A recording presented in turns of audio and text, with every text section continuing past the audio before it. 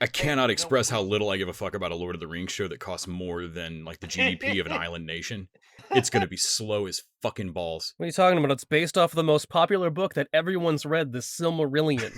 I watched a book club breakup over the Silmarillion once. Someone suggested the Silmarillion, and it ended the book club because no one read it for multiple months. That's amazing. Yeah. The Silmarillion, ender of relationships. That's what I was like. Now every time I see that book, and I'm just like, oh yeah, that's a bunch of elf backstory that broke that book club I was in. You have my Kindle and my iPad. Episode 373 of the TV Dudes, recorded February 23rd, 2022. Upsetting developments.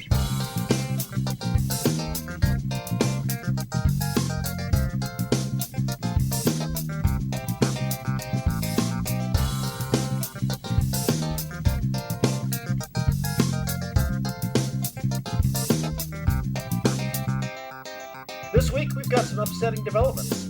Marvelous Mrs. Maisel had a reversal of fortune on Season 4 on Prime. Severance presents a work-life balance experiment gone wrong on Apple+. And there are any number of bad things happening to the British citizens at the center of a kidnapping plot in Suspicion on Apple+. Plus, the return of Stranger Than Fanfiction, and our thoughts on this week's The Afterparty. But before we get to all that, I'm Randy. I'm Kyle. I'm Les. And I'm Nick. And we're the TV Dudes.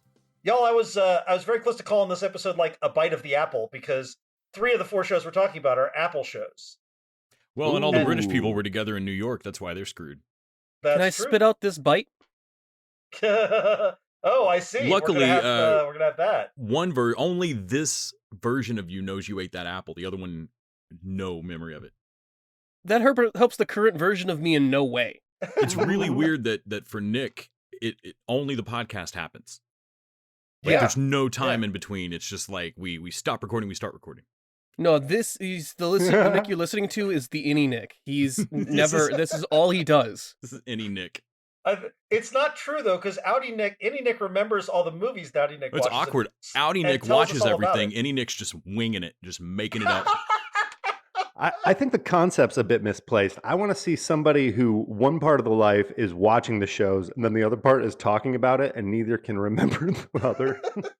That's all right. Nobody at home remembers watching Severance and doesn't know what the fuck we're talking about. I was gonna say, if you haven't watched Severance, what we're saying is gibberish. Like so much. I don't know. I think this premise might sell it. All right. Before we get to the shows we actually watched for the show this week, though, let's also talk about our TV diaries. The Diaries of the Television Dudes. Brought to you by only the finest cocaine wine. Kyle, you wanna kick us off this week? Yeah, no, it's a short diary entry. Just a few little Polaroid pictures pinned to the liner of my TV diary. But I watched all the homework this week. It's been kind of crazy work baby balance for me lately. In fact, when I turned Severance on, I was like, my eyes got really wide, and I'm like, is this the reality I'm living in? No, that's some good sci-fi we're going to talk about. But no, I just was flipping through Hulu and found the final season that they have of Cutthroat Kitchen, which was an all-star season. I forgot that was on Hulu. I need to watch that. Oh yeah, and I fell in love with it. It's like I picked up where I left off. All the judges are the same. It's just like, oh gosh, I love this show. And then I don't know if I guess you guys didn't get to talk about Peacemaker last week, did you? Yeah, we did. We didn't get to talk about it with you.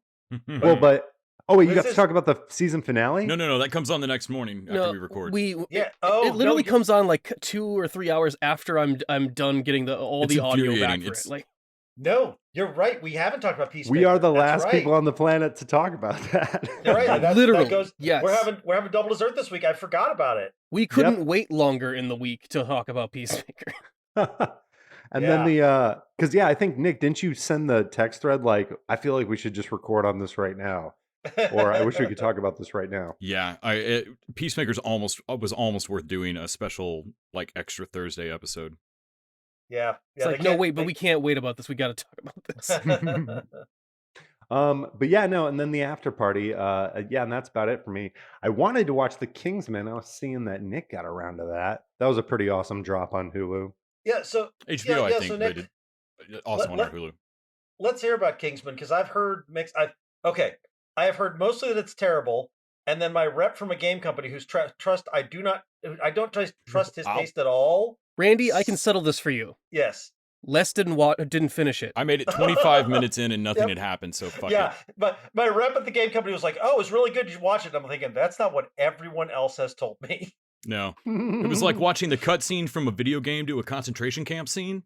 And that's the only fucking thing that happened in the first 25 minutes. Yeah, there's a weird concentration camp scene that has a weird tone of it in the front. I swear to God, it's done by like Jim Carrey from Sonic the Hedgehog level villains. Actually, this is the guy who did Magneto, Nazi Hunter.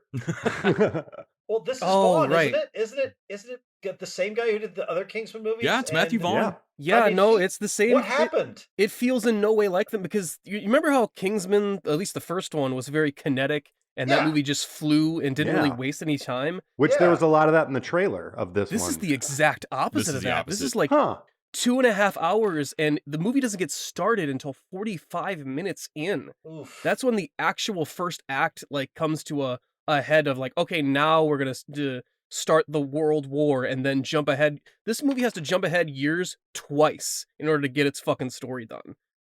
You know, the first one had kind of a lengthy intro. I don't know if it was 45 minutes, but at least it was like fun seeing Exy in like the real world. Yeah. And what that intro to the first one did was it really established like real world stakes and danger.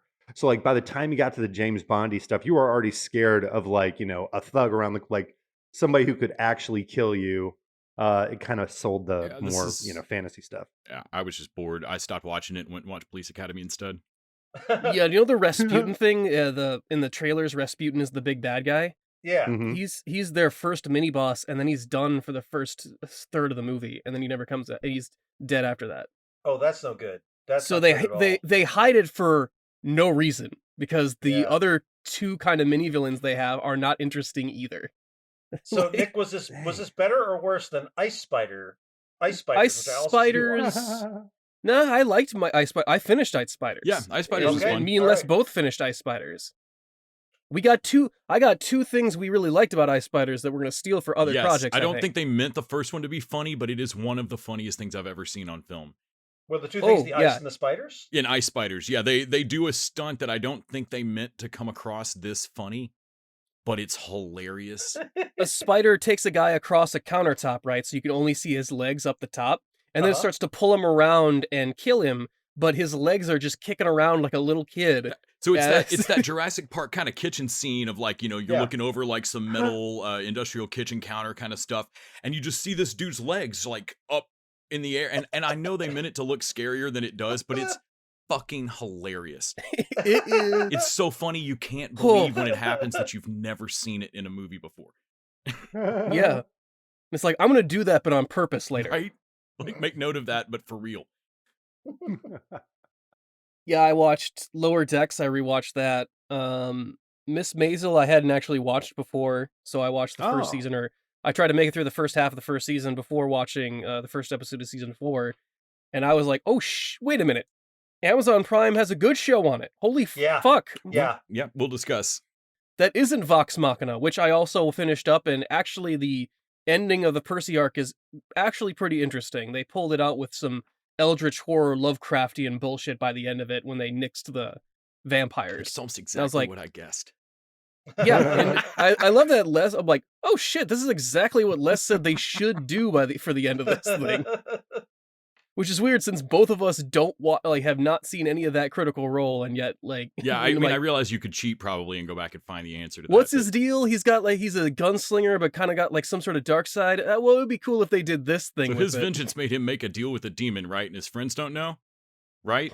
Yeah. Right. All right. Maybe I'll watch the last 3 episodes. It's fun. If you made it that far, I'd watch the last 3. Shit. Ooh, which reminds me, Lucifer. I finished Lucifer, which was good. It was pretty good. as soon as they introduce time travel of like, I'm Lucifer's daughter from the future, I'm like, There are sharks in hell and you have jumped them, sir. the thing with Lucifer, the biggest thing, and this is so very like it, they never quite understood that he was supposed to be the actual devil. I'm like, you have him doing the silliest damn things, and he's the actual, more like he's a character in Supernatural. He has a couple of magic powers. He's supposed to be the actual devil. No, the devil in Supernatural is scarier. Yeah, it is. It is. Their take on Lucifer and the angel stuff is basically like, what if God and them all existed and creation, like that was all true, but all of them are kind of stupid and don't know what they're doing, just like the rest of us. They're royals. Yes. It's British royals. They also are really willy-nilly with sometimes, oh, my powers aren't working because I don't want to be the devil anymore. Or like, oh, my powers aren't working because I'm in love. Oh, they use that self-actualizing thing to get out of a lot of plot stuff. Yeah, they do. Yeah, somebody in the writer's room was like, does he have to be the devil? Can I just write a story about this charming guy? Like, yeah, just give some excuse why he didn't have powers this episode. Yeah, and then as soon as the angel shows up, it's like, oh, well, Lucifer, you just abandoned us one day, and we don't know why. Like, Mom would never tell me why, and everyone I've ever known won't tell me why, but you must have abandoned us, and like, oh, maybe I got killed. No, you definitely abandoned us. I've decided. And it was like... Now I've gone back in time to ask the version of you who can't possibly know. Right, so she's mad at this version of Lucifer. I'm like, you're realizing you're mad at a person that cannot fix this in any way, right? And... so when she shows up and like, oh, but what happened to Lucifer? And I'm like, is it going to be the first thing I fucking guess for a time travel story? Is it going to be that? Oh, it is? God damn it. Christopher Nolan can't seem to figure this out with Tenet either. Oh, I sent myself back to the past. Yes, fuck, every other time travel story ends that way. Why does everyone think they're the first one to do this? Is it a cactus? I swear to God, if it's a cactus. I swear to God, if you send me a cactus from the future again. Janet, I need a reasonable alternative for this timeline and not some time loop Ouroboros eating its own tail bullshit. So that actually segues a little bit into my TV diaries, because based on your recommendation, you're reminding me that it existed, I went and watched season 5 of Rick and Morty. Which I greatly enjoyed. But there's definitely some episodes where I'm like, you guys, like, it's almost the opposite problem that Lucifer has. Lucifer is too small. Rick and Morty is sometimes too big. They've done too many Rick and Morty are different versions of themselves, where at this point, I'm like, you're not the original Rick and Morty. Those guys are long dead. I don't care about any of this. Well, I think that was kind of the point. You're talking about the episode this last season where literally groups of the family are killing them. The decoy thing. I was like, oh, this is fun and all, but I've realized the problem with the show is it's lost all emotional stakes for me. Like they try to do these moments where it's like, Rick's in pain or this is stuff, and I'm like, this is all bullshit. Just give me the funny shit because I don't care about the characters at all. I also watched that season of Rick and Morty this past week, and I'm pretty sure that the intro for the show this season only has shit from this season in it. I think it does too. And, yeah. And I from the first episode, I kept having moments of like, they've killed the parts of the family and replaced them and burned down universes several times now. Yes. How much of the show happened for this family? And like from the start, I was having a moment of like, I bet I remember 8 times as much Rick and Morty as any single member of this family. Fuck, maybe not even Rick. That said, when the show is firing on all cylinders, and this season is really good, the incest baby thing was, and it just keeps coming back. Yes. But my favorite thing was the unexpected mashup of Voltron and Goodfellas. Yes. That was from the voiceover narration and everything. Yeah, it was delightful. Oh. Yeah, I burned through it. I had a great time watching it. I'm so glad that I was reminded that it existed. I would love to watch it as it comes out, and we talk about it in the season it comes out, but Sci-Fi has no interest in showing it to me, or Cartoon Network, or whoever the fuck it is that makes it. Cartoon Network. So, and I also think that you're all right about that, except for Rick and Morty are the prime Rick and Morty. They keep jumping to universes, so they remember everything. Every universe they burn down, it's their direct fault, and they jump to another one. I'll believe that about Rick, but I don't know that he's not replaced Morty. Well, I do. I think yeah. the canon is C-137 Rick, but I don't think necessarily there's a Morty in canon. Because a lot of the Citadel stuff depends on this being that fucking prime Rick or whatever. Yeah, like, yeah. I guess I'm not convinced he's not a really clever decoy. We don't know. It's entirely possible. He's a wooden Rick. Oh, when that starts coming apart, it's so great. And I think people, I saw some people weren't digging this season. I'm like, I think they're starting to realize that the show is making fun of them. The episode where Rick realized, like, where with the Cenobites making fun of Jerry, and then Rick realizes, Yes. like, no, Yes. he has to be here too. He's part of what makes cringe work. Yeah. Is the holier, like, the cooler than thou. Like, Yeah. I feel like a lot of times this show is directly making fun of its own fan base in a way. Mm-hmm. And I feel like that one was like a complete drop the cloak flex of, hey, you cool fans of Rick and Morty have to also suck. Not just the and like, because I was sitting on my couch like, oh yeah, man, I fucking hate the other half of the Rick and fuck. Yeah, Shit. I always feel a little guilty watching it because I feel like this makes me part of Rick and There's a Morty meme fan that goes base. around of like a woman sitting in a lawn chair eating popcorn while two other women fight in a front yard, and all three are Yes! labeled Oh my Star God, Wars yes! fans. And that's how I felt of like watching this. Of like, it Yes. takes all of us, it takes the Oh whole my village. God, it does. It takes But a village, man. you know what else I really loved this season was if you wait till the end of the episode, they have behind the scenes where they talk about where the writers, usually Dan Harmon, Justin Roiland, and a few other whoever wrote the episode, they talk about some thoughts about the episode. Mm-hmm. And it is clear to me that these guys are just basically getting high and fucking around in the writer's room until they come up with something. And they're like, we can't believe they let us do this. Oh, there's the one writer that I think on the, what was it, the Chuds or whatever, the underground horse dwellers, like, I think this is the worst thing anyone's ever put on TV. Yes, it's so good. The whole goddamn horse thing. Fuck. Someone should have stopped us. Why don't you two just fuck already? So, jumping to a very different type of thing, I also rewatched the finale of The Americans. I had never seen seasons 5 and 6. I watched season 5 last week.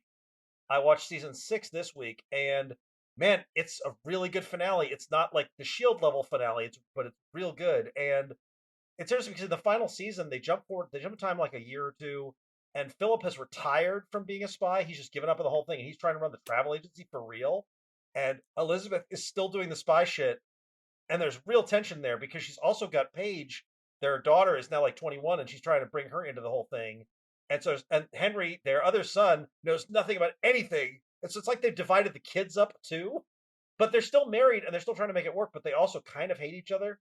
And at the same time, Gorbachev is in the Soviet Union. And so there's like all this glasnost stuff going in, which is counter to everything they've dedicated the entire lives to. And so basically she's working for a rogue organization now that was the official KGB, and now it's the KGB that's trying to unseat Gorbachev, and she has to decide whether she's loyal to the country or to this thing she's dedicated 20 years of her life to, and it's fucking great. It is like amazing, cool spycraft stuff, great human drama, just fantastic. I cannot recommend highly enough. I was so glad I finally went back and saw it, and amazed that no one spoiled everything here for me. I also watched the first season, or the first 3 episodes of Gilmore Girls, finally, because Miss Maisel put me in the Sherman Palladino mode, and my girlfriend Megan has been trying to get me to watch it forever. And so I finally watched it with her. It's one of her favorite shows. I like it. It's fine. Good cast, great writing. Think of it like a Wes Anderson. I mean, it's not twee in the same way, but it's twee. I don't care about the genre at all. And it's just the patter of the language. She's like, you're not a girl in the 90s. Of course you don't. I'm like, yeah, but it's fun enough. It's got a great cast, and God, Lauren Graham's amazing. I love her, so I am enjoying it. I also love the Lauren Graham's dad in that, Edward Herman. Oh yes, he's one of my favorite parts. I think we lost him a few years ago, but yeah, he's fantastic. Yeah, I also watched episodes 1 and 2 of Yellow Jackets finally, and man, I'm hooked. I cannot wait to watch the rest of it. I know you guys have probably already seen all of it, but I am super psyched to watch it. No, I've not finished it out. I've been waiting. I actually haven't finished it, so now that if you're excited about it again, maybe I'll go back and hit it up, and that might be a... I'm gonna try. Yeah, maybe jump through. Yeah, put that on the schedule or something, because I was very interested in going back and to catch that. Well, the first 2 episodes are just fantastic, and again, I love Milman. Oh, they're very attention grabbing. Yeah.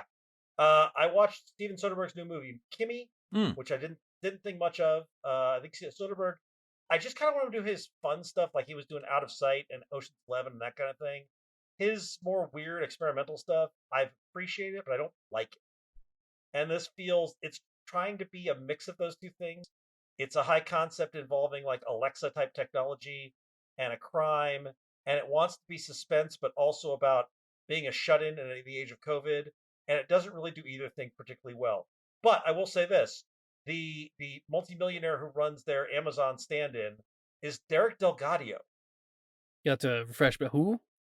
From the magic show thing that we all really loved last year, In and of Itself. Oh, Derek Delgadio. Yeah. Crazy. Yeah. In and of Itself. And I was like, wait a minute, is this guy an actor? So I went to IMDb. This is like the only thing he's done. I was like, I watched it, and I'm like, that looks like, but it can't be. But it was, and he doesn't do magic or anything. I'm not sure why they picked him for this role. It's just it was so weird to see him there. Last Week Tonight came back, watched that, got depressed, also laughed. Forgot a team back. And I watched the new episode of Star Trek Discovery. Watched that, enjoyed it, got depressed. That it's going to fuck up and destroy me at the end, because it always does. Man, you can't even enjoy the episodes you do like. Fuck. I like That's it, but I know they're going to drop the ball. They've dropped the ball 3 seasons in a row. I know they're going to drop the ball. At this point, it's like I'd be like Charlie Brown with a football if I don't expect them to fuck up. I'm going to enjoy these plates as long as they're all still spinning. I don't know which one of us is healthier. Les, what about you? What'd you watch this week? Let's see. The usual sitcom, Brooklyn, 30 Rock, Parks and Rec. Of course, I watched Ice Spiders with Nick, which Patrick Muldoon actually does pretty well in it. It's a fun movie. Also watched Tremors, because Tremors is fucking amazing. Yeah. Love Tremors. And Police Academy, because Kingsman was boring.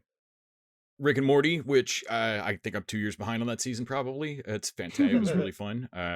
You guys are literally a year behind, because I watched it when it aired. Yeah, super weird. I literally watched only the first one because I think it was free somewhere. Pam and Tommy, been keeping up on that. Again, just can't believe how I was fun that saying, I show forgot is. to mention that. That show is blowing my mind. Yeah, I can't believe how Pun fun intended. that is. Yeah, I'm an episode behind on it, but I love it. Peacemaker, which we'll discuss on desserts, and is the best thing on television so far this year. Also been watching Billions, which is fun. I think I just finished I just finished the bits that are on Amazon Prime, and so now I think I'm into the season that introduces Corey Stoll. Superman and Lois finally came back, and that's been really fun. They're dealing with Bizarro, and it's interesting as shit. I kind of like what they're doing with it. I'd have no idea if that's canon for Bizarro in the comics at this point, but don't care. No, I think they're doing something completely different. I feel like they're melding two things together, and I don't want to look up what the other enemy is. Yeah. But whatever, it's working, it's fun. The surprise of my entire week, and I am gonna die on this hill alone, apparently. Oh, is wearing it time Toby for us to Hooper's die on this fucking hill, Les? skin as a face mask with critics all around me. Nick and I are the only two people on the fucking planet who recognize the sheer genius and captivating cinematography of Texas Chainsaw Massacre 2022. Yes. That's what I wanted to hear you say. To the people that are saying that it is unoriginal and that they didn't even think of a new title, it is like the 8th entry into the Texas Chainsaw Massacre series, which includes the one with McConaughey and Zellweger, so all of your criticisms are moot. There Get 'em, is Leather. no Get 'em. sacrosanct holiness in that franchise left. There's no, that corpse has been fucked. Like, there's nothing They're all sacred in the Texas Chainsaw Massacre franchise. But this one's so stupid, Les. They're all stupid. But They're the all no, stupid. the original's stupid too. This one works Not that so Michael well. Bay one. The What the Michael kills Bay are one? fucking amazing. What was the remake in the early aughts? Oh yeah, they did a remake a few years ago. This is better. It wasn't Michael Bay, but it was like This is better than that. This is that better treatment. than that one. So the first kill in this one was one I've never fucking seen before. Like, I've not ever seen a kill quite like that in a movie. They do several things like that where I've never seen a shot quite like that. Fuck it, I'm gonna spoil this kill because I need people to go see this movie and get tricked into Yeah, the watching it. opening kill, he snaps a cop's arm in half and stabs the man twice with the arm still attached. And doing so makes the gun go off that the guy was holding, which as soon as he pulled the gun out and pointed it at Leatherface, and Nick and I were like, he's going to get his arm broke. What I didn't expect was for Leatherface to snap the arm and then stab the dude with it twice. The gun goes off and shoots the driver of the thing they're in, of course. And shit just goes downhill from there. It both subverts all the horror movie rules by having me flat out fucking root for Leatherface, and to anybody complaining about that, I had to put up with the fucking Joker movie, so you get to put up with rooting for Yeah, so Leatherface. fuck off. Oh wait, so he's like the protagonist? They fuck him over. Yeah. They get his Yeah. fucking caretaker or mom or somebody killed, and from that point forward, my everyone responsible for gosh. it is dead. His response is not excusable, No. but it is justified. They were in the wrong. And he Oh, goes this down a sounds goddamn funny. I absolutely love this movie. I can't wait to watch it again. I cannot believe the people who didn't like it. Any of the things that I would have thought were flat out unbelievable are just super fucking Texan. Like, this thing's supposed to be a couple hours outside of Austin, and a bunch of hipsters are basically gonna buy a town off a Craigslist auction and make it like a fucking Williamsburg. Nick was like, I don't know if you could buy a whole town. You can. There are whole towns for sale in Texas, flat out. Actually, yes. Go funny Craigslist enough, that.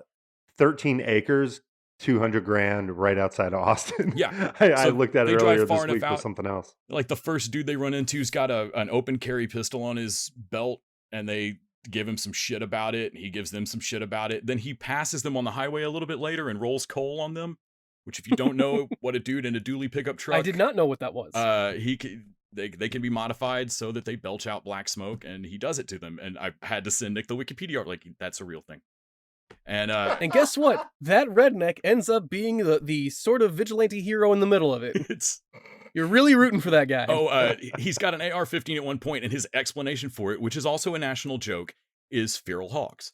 And Nick was like, what the fuck is he talking? And I had to Google up, like, nope. When I worked in Round Rock, Randy, I could see the Round Rock police station from my office window, but I still had to be careful walking in my car at night because we were right at the edge of development, and there were 30 or 40 feral hogs that would run our parking lot at night. Wait a minute. Nick, did you miss the whole feral hogs meme? Yeah, so I think Nick had missed the whole feral hog thing. So I had to start sending him photos of like 300-pound feral hogs with people standing with AR. What the fuck? So like everything unbelievable in this movie, I was like, no, Nick, that's real. He's like, why the fuck do you live in Texas?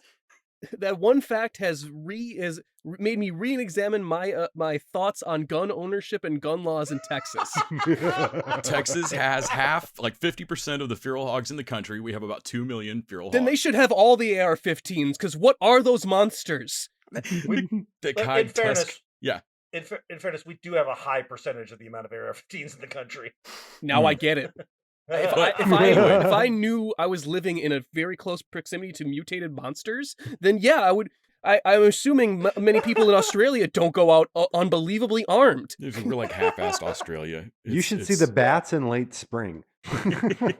Guys, why the fuck do you live where you live? The power is like some sort of third world country inconsistent. I ask myself. You have to boil your fucking water, and now I figure out you're in there with mutant pigs. Oh, the power's fine, Nick. It's the mutant pigs you got to worry about. Wait, what? You don't live with mutant pigs. Mutant pigs are what you send to fight the Ninja Turtles. This is bullshit. This is like Trauma the State. Yes. Y'all, we ran about 4 minutes over on our TV Diaries timeline, but we used that time to talk about Texas Chainsaw Massacre and to dunk on the Kingsman. So I feel like it was time well spent. Also a PSA on feral hogs. Like, I don't... Regardless of what you've read or what Dinner Geek's fucking savaged this movie. But the reviews are very, very bad, and I'm sorry, I say this as a person on a reviewing podcast. Don't listen to people about shit. Go watch this movie. It's really fun. All right, let's bring back we decided to do a monthly feature here that we've been doing regularly. Just so we're gonna try to last show of the month. We're gonna return to Stranger Than Fan Fiction. Imagine, if you will, a reality containing television programs so bizarre they are indistinguishable from the ravings of a madman. Is the show you are about to hear simply a fabrication in the mind of a man with clearly nothing better to do with his time? Or is the truth indeed stranger than fan fiction? Yeah, the feral hog thing has me shook. I gotta tell you guys, we joke about it, but I don't like living in a country that I know has those things in it. So here's why I'm disappointed, Nick. You should have rolled with, I know you're going to think this is a coincidence, but a show about feral hogs, and just like slip that into every part of the Stranger Kyle, Than you fanfic fucked this up my week. intro. I think you fucked up your intro with your preamble. Nick, I know you can't say Death Hogs is real because I was on that text thread. No. But guess what? You know what? No one chooses the letter this time, because I'm choosing it this time then. Because you know what? Death Hogs isn't real, Les. You know what I found, though? Warhogs. Warhogs. All right. Mm-hmm. Obviously, I thought about feral hogs a lot this week with a conversation with Les, and we back and forth made a Death Hog franchise that we were gonna write up and make sequels to. We got up to about Death Hog 4, I want to say, Yeah, the 4 or alternate 5. swine line. Yeah. There's Death Hog 2, was the time- Baconing. Death Hog 3, Apocalypse Sow. Oh wait, no, it wasn't the alternate swine line. That was the tagline. It was gonna be. It was Fat Back to the Future. Yeah, Fat Back to the Future. Which is not a numbered sequel. It would reboot the franchise. Right. No, that would be your Texas Chainsaw Massacre 2003 or whatever it was. God, we waste our lives. I like to think that I'm infuriating whoever runs this simulation. just go to work. You're just supposed to go to work. What are you doing? So I looked online to see if Death Hogs was copyrighted, which, to be fair, it is not, at least as far as I could find. But I did, when I was curious, I'm like, wouldn't it be funny? I found an anime about pigs, and there is one. Wait, I didn't think I was calling your shot for real. You really have worked. No, I'm legitimately mad at you, Kyle. Well, there is that Miyazaki movie with the pig pilot. No. I just cannot believe, because I hadn't heard about the feral hogs thing either. So I'm like just being indoctrinated into this pig world, and my mind is this is a big episode for you. This is a lot to take in. Yeah. Okay. Yeah. Sorry and thank you, and continue, kind sir. Okay, so this one is called Warhogs, and it is. Mwah.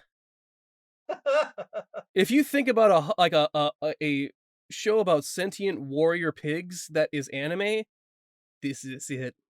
Nailed it. So guess what, guys? All right, this is good. These are settlers of the space, actually, and these are the Warhogs are some sort of like advanced team for this settling pig farm in space. I mean, they're just I don't know why they're pigs other than visuals, I guess, because they act like humans. They do regular stuff, and they're settling space. It's weird because their name is Warhogs is good, but what the name of their official organization is Hogs of War, and I'm like, God damn it, that's so much better. They say it in the first episode and then never again. Yeah. Yeah, that's way better. That's way better. Also Copyrighted by the Harley Davidson Corporation. Yeah, they could also call them pigs in space. Indeed. Because Warhogs makes it sound like it is like elderly comedic actors like a Martin Lawrence, John Travolta kind of cast. Mixed in with like if Old Hogs and Wild Hogs mixed in with the Expendables franchise. You got like Macy and Busey. No, I thought it was literally like a Ninja Turtles type 80s franchise that had a toy line spinoff. No, you're thinking of Cyborgs. Cyborg. I have no idea if that's real either. That's a real thing. We've talked about it on the podcast before, and you laughed at me then too. My brain just won't. My brain will not write that. Checklist of stranger than fan fiction. True or false? This thing I said. True or false? God, I am painfully single. Oh Jesus, Cyborgs is real. Told you. It sure I'm sorry. is. Off the rails. That's how this segment got started, guys. This is all so plausible. This all started from a Mighty Ducks cartoon, didn't it? So it all comes back around. The life's a full fucking circle.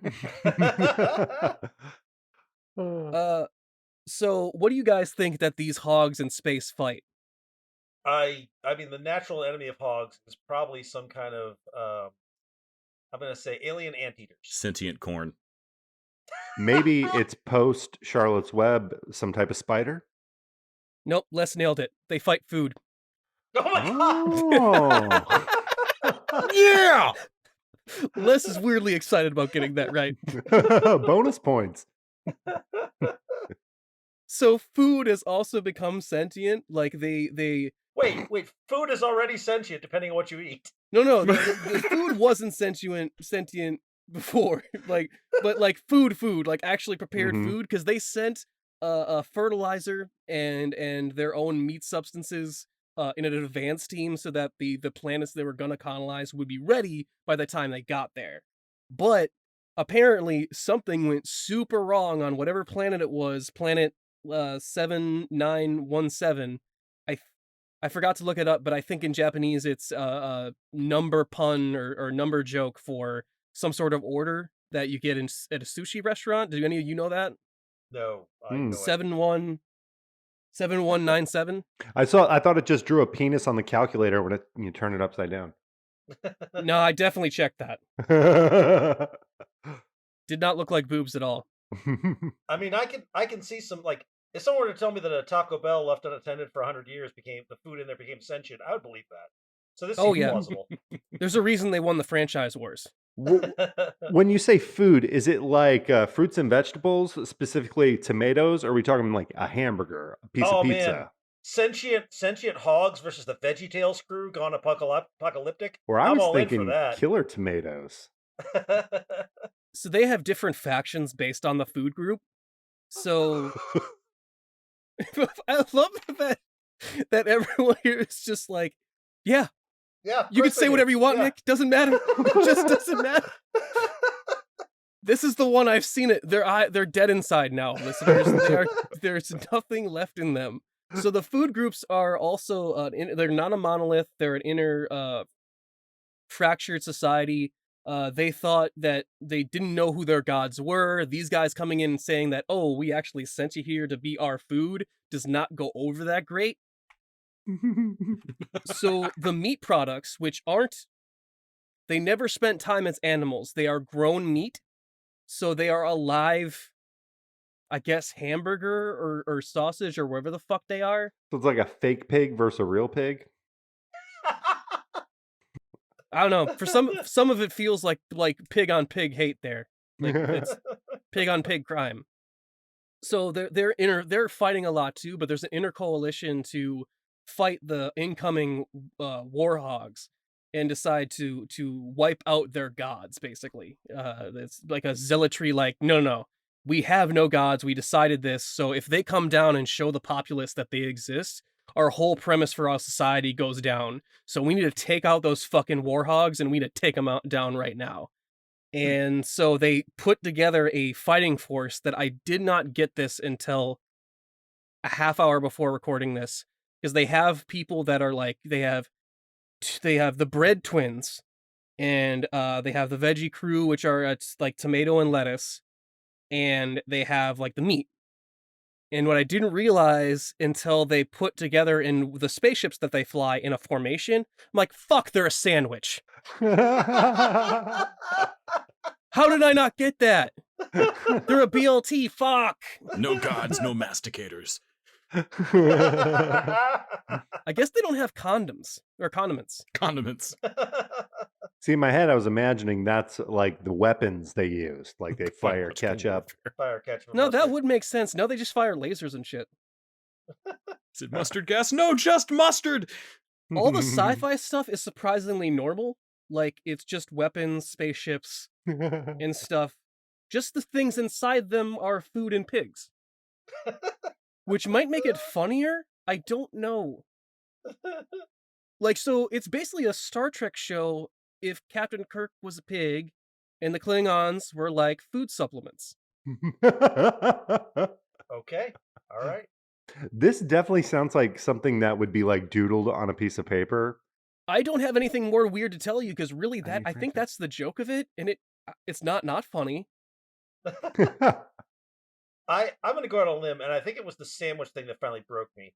I think you made this all up, and this is all fictional. I think it's also right, fictional. The sandwich thing was too good. That's also where I broke. Yeah. No, I think the sandwich thing sells it for me. I don't know if I'm being super gullible. I can't come up with sandwich of my own? Fuck yourself, Kyle. No, that seems like something like, what are the bad guys going to be? I can draw a sandwich. Maybe it's like a tomato and a piece of lettuce. Man, that sounds like a lazy day in the writer's room. I want to see the all caps hoagie one. That sounds like you started writing right after the lunch order came in. Like, okay, so what are the bad guys? Cheesesteaks. Yeah. Footlongs. How about an evil Danish? But no, like the Power Rangers formula, you could add different sandwich ingredients every season until you just have this like hero sandwich.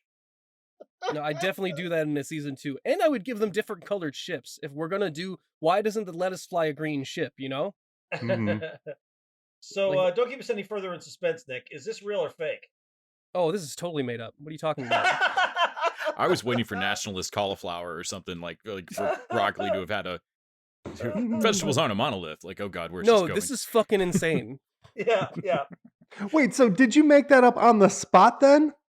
I thought you had these like pre-written. Yeah, I decided whatever I was going to talk about wasn't going to be as good as about a pig thing I was going to make up. But cyborgs is absolutely a thing. But cyborgs is real. I had to make sure it wasn't close enough to cyborgs to It throw you is guys off. almost too close to cyborgs. And it's not unclose to cyborgs. I was trying to like, shit, I don't remember cyborgs that much. Hopefully I'm not stealing too much from it. Or this might technically be too true. From the wreckage of a spaceship that crashed to Earth, they held the destiny of 3 planets in their hands. Damn it is like cyborgs. Part machine, part boar, and all hero. Legend would know them as cyborgs. So here's the problem.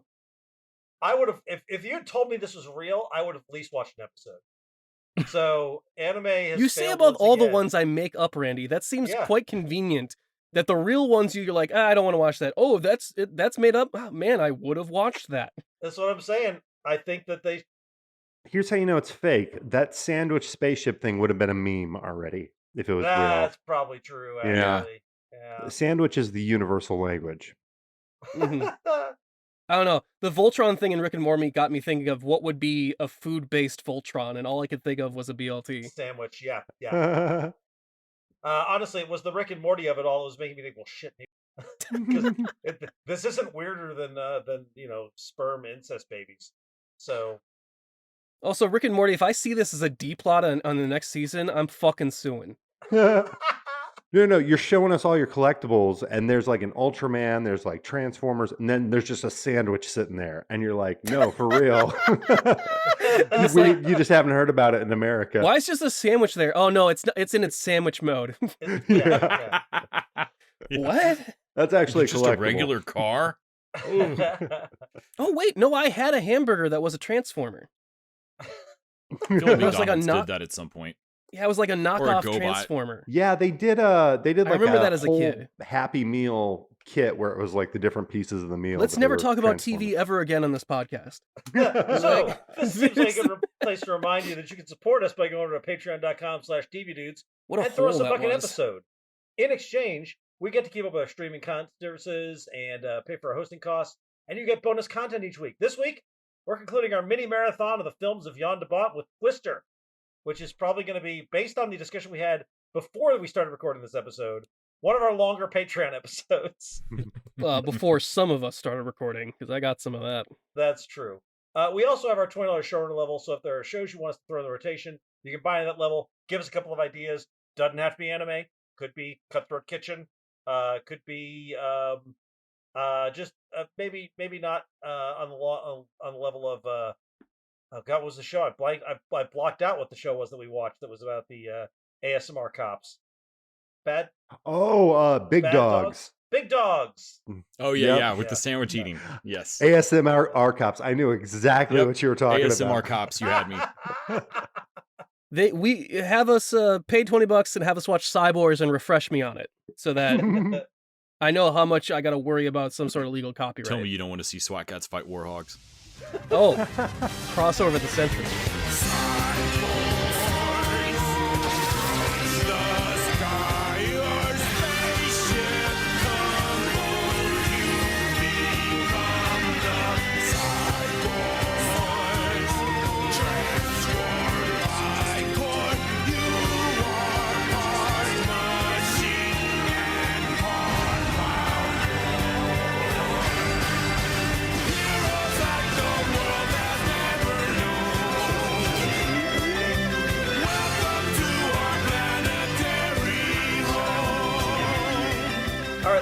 let's jump in and talk about Marvelous Mrs. Maisel, which is back for its 4th and penultimate season. And the first place I want to start is, Nick, you jumped into this as always as I assign the homework. I feel like I'm just dragging you into every show I've ever watched. It's like you have to suddenly watch like 4 seasons of TV. So what were your thoughts on Miss Maisel on season 1 and then jumping into season 4? Yeah, unfortunately, joining the TV dudes this late in the game, you get like, oh, we're on season 4 of this fucking thing.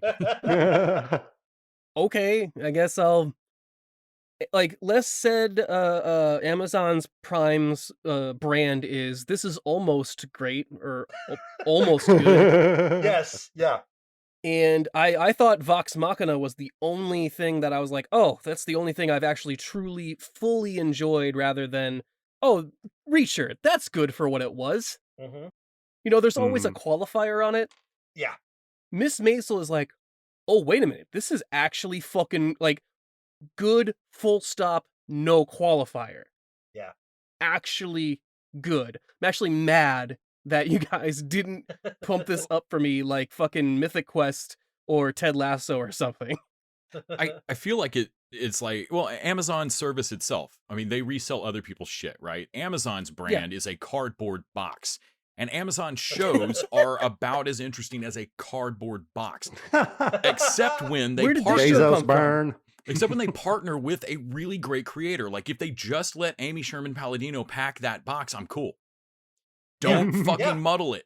When you went to a Kickstarter that Critical Role was already going to do without you, and you locked that shit in for 2 seasons, great. They made their show, and it's their show.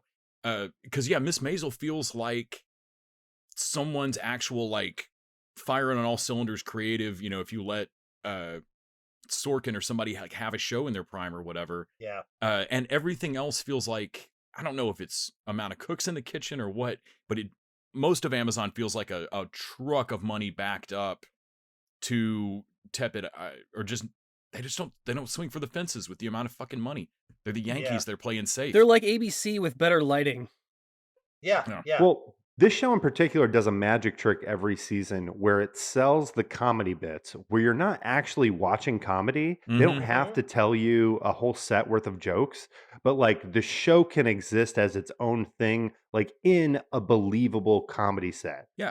They even managed in season 1 to show her like quote unquote working up like a tight 5 minutes without having to do I mean, it's like showing poker on TV. Like you shouldn't show someone tell the same 5-minute set of jokes 100 times in a row, but that's what you have to do that. And they managed to like Nick, we were talking, you know, things that matter and don't matter logically on movies and shows. They managed to do it in such a way that I was like, all right, I know this isn't really how you work up a stand-up act, but I'm buying it. I'm buying that she's putting the work in. There's a close enough level. What I find liked about season 1 is how close it was to Hacks as far as what it takes to write a joke of like, she's writing stuff about like, hey, this guy isn't actually that funny, but his delivery is good. His material is actually pretty average, but his delivery really sells it. So learn his delivery, his pauses, like how he leans on the fucking stool. And I'm like, yeah, that meticulous, like fucking psychotic way of what comedians need to do this thing that like is terrifying for most other people, but that they can't get enough of. For me in season 1, I hated Joel. I didn't know why he was still in the fucking show. And now in season 4, I like him again. It took a long time, and really I like May. People also can go back and listen to my interview with Stephanie Hugh. So the thing about the first season, the first episode of the first season, it took me a while to warm up to it because I wasn't quite loving it. And I was like, I don't know, seems like, you know, kind of the same thing that Mad Men does. Like, oh, the period looks great. It looks fantastic. It looks like the period. I get what they're doing. I'm not sure I'm interested. And then she gets up on stage and it just transforms. And the ability to do that magic trick of like watching someone come alive on stage and do a comedy bit fueled by just rage and complete lack of care about consequences.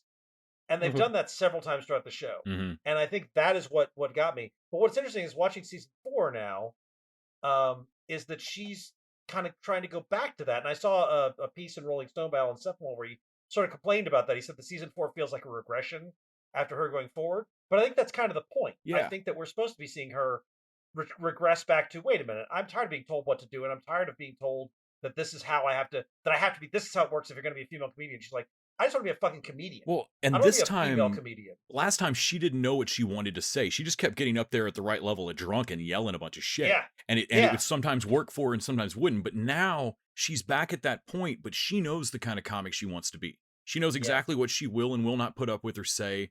When she fucking destroys that dude by doing his own act.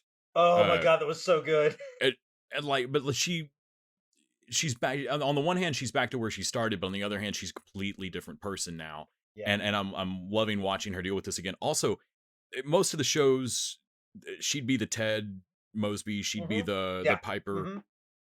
She's not the most boring thing on the show for me, but also the other characters are also fucking spectacular. I love watching Tony Shalhoub. I love watching Kevin Pollak. Even Joel and the whole underground. I love May so much. The Chinese parlor that they've got going of like, tell your parents. I didn't say they were my parents. Well, tell the owners. I didn't say they were the owners.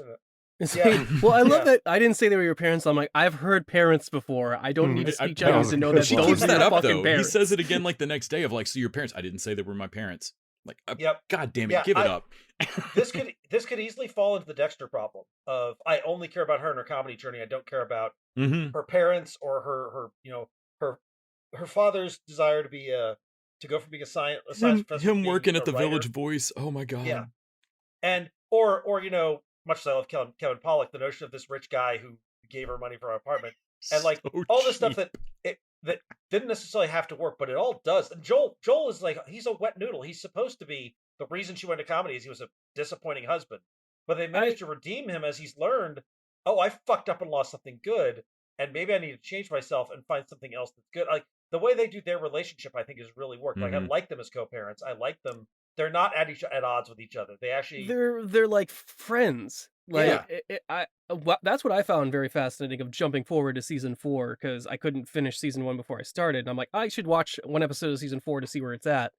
And wow, what a like some shows you can jump forward even like season 2 season 4 leverage. What's the fucking like couple characters are different, whatever. This one is like, wow, this is a lot of character stuff has gone down, but also 2 years into her doing this and she's still only opening. And I was like, geez, from what I've seen of her and how good she is, that's shocking to me. She rose up onto a European tour and then said some dumb shit on stage. And then she fucked it up. Yeah. Oh, well, that makes sense. That also makes sense to me. And they left her on the fucking tarmac. If any point of her career depends on her going up on a stage and not saying a certain thing, that will not go great. Well, that's her argument. She's like, I killed. If I had not said that stuff, I would have bombed. You hired me to do exactly what I did. And then she said, like, well, then you could have bombed and then go bombed in Prague. And like, that fucking sucks. That sucks. I don't want to do that. By the way, I do love her manager, Alice Borstein. God. She is so good. Also, one of the most captivating stories when you look at just every episode, it's like an Edgar Allan Poe thing with her where she's trying to get this money back. And the fucking her fucking sister, though. Oh, man. She's like, you don't. I didn't tell you to do that. You didn't have to. I just go to the bathroom and do stuff with him. Because what? Which is fine. What the fuck? Well, I love that. Again, hadn't seen the previous season. Those two characters come in and are talking about a fire that happened, and I'm like, well, obviously you guys set this fire. Yeah, you don't have to be. I don't have to be an insurance agent to know that you two idiots set this thing and did a very piss poor job covering it up. Yep. I'm just here for the check. Like, hey, let's not get into this. I'm just here for the check. Somewhere between then and now, when they like between season 1 and season 4, her parents, like Shalhoub and his wife, go through their whole thing where he loses his job at Columbia. You find out that fucking nobody likes him that works with him. Yeah. Shocker. She flips out and moves to, I think, France for a little while. Like, yeah, so that's like right, now that's again, right. like their relationship's back together, and on the one hand seems the same, but their whole dynamic is different now. Like the mom and dad argument on the fucking Ferris wheel. Oh, that was love so that whole good. sequence, yeah. Oh, but her mom reversing it so that she's not asking them to move in with her. Her mom's like her mom explaining cover stories. And like, well, no, you got to come up with like, and then like the neighbor, like the next day is like, it's so nice of your parents to buy back your apartment. Like, what the fuck? Yeah. Also, the whole thing in the second episode where she's trying to get all the vendors who she's like working her angles so she doesn't have to pay all the vendors while she doesn't have any money was also just a beautiful sequence. Well, the family is like, whenever they're together, which is a lot for this Yeah. fucking family, it's like, Yeah. oh, why is there a Jew off every fucking episode? Like, it's Kevin Pollak, man. Moishi.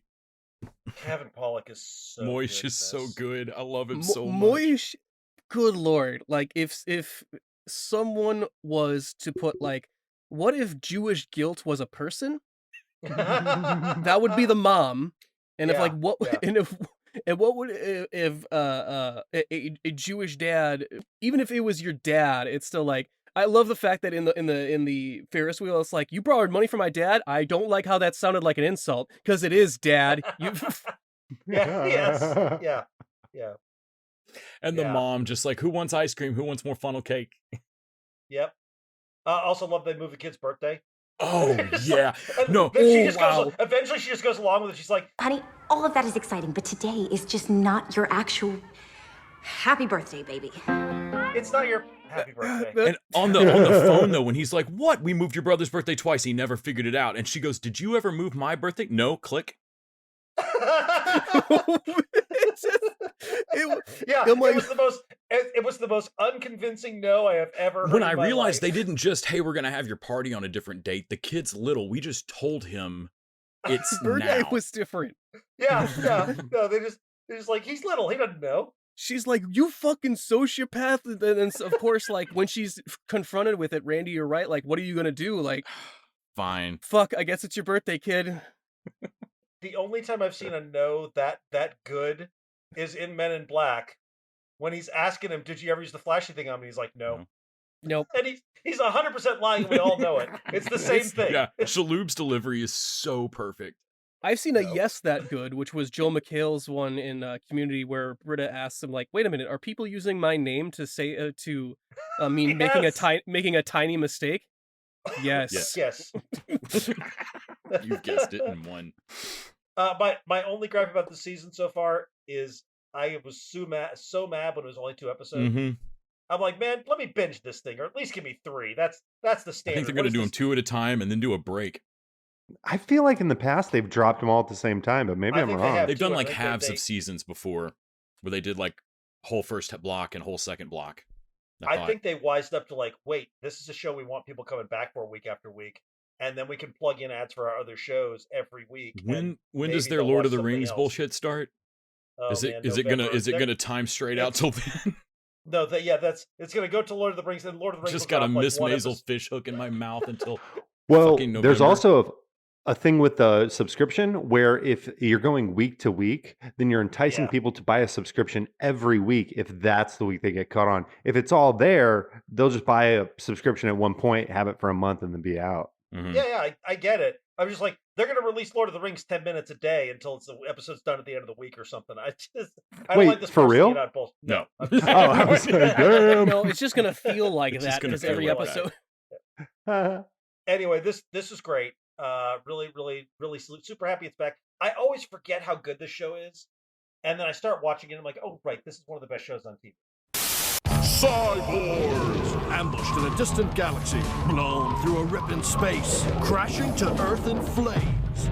Out of a smoky wreckage, the ultimate action team is born. Cyborgs! With robotic reconstruction, Bushhog became the fastest gun in the galaxy. Rapid Fire has ultimate firepower. Cyberchop, energized with cybernetic weapons. Hog Kong, Sonic Stomp. Cyborgs, grab the action! Let's jump over to Severance over on Apple Plus, which also 2 episodes. What the fuck, Apple? 3. It's supposed to be 3. They did it with Afterparty too. I guess it's the new thing. They're slowly weaning us back to weekly TV, and I do not care for it. But this was sort of high concept sci-fi. Yeah. It's directed by Ben Stiller, but it's not a Ben Stiller show. No. It's somebody else. I didn't recognize the guy's name. It reminds me a little bit of the menace that is going on in the office building in Being John Malkovich. It also reminds me weirdly of Devs. Yes. Mhm. Yes. I was trying to explain Big to Fanny. Devs It feels vibes. somewhere between Being John Malkovich and Devs for me. I very that- much enjoyed this. I both don't quite know what's going on and have some theories. I'm interested enough to, like, I actually want to see this play out. It may shit the bed like I felt Devs did, but I forget. Just like Ben Stiller is a guy I think of as doing mostly comedy, and he's dark as hell, man. Cable Guy was creepy. And Adam Scott is a guy I think of as mostly doing comedy. I forget that both of them can do drama because this was not what I was expecting. I was expecting to be sort of black comedy, and it's got a little bit of that, but it's mostly kind it's of absurd, but it's disturbing. Actually, Black Mirror. When Les was naming shows, I was like, "What's the other show?" And I was like, "Black Mirror." This seems like a really good Black Mirror premise. Just recently, a Maniac or yeah, Maniac. Oh, Maniac, yeah, that too.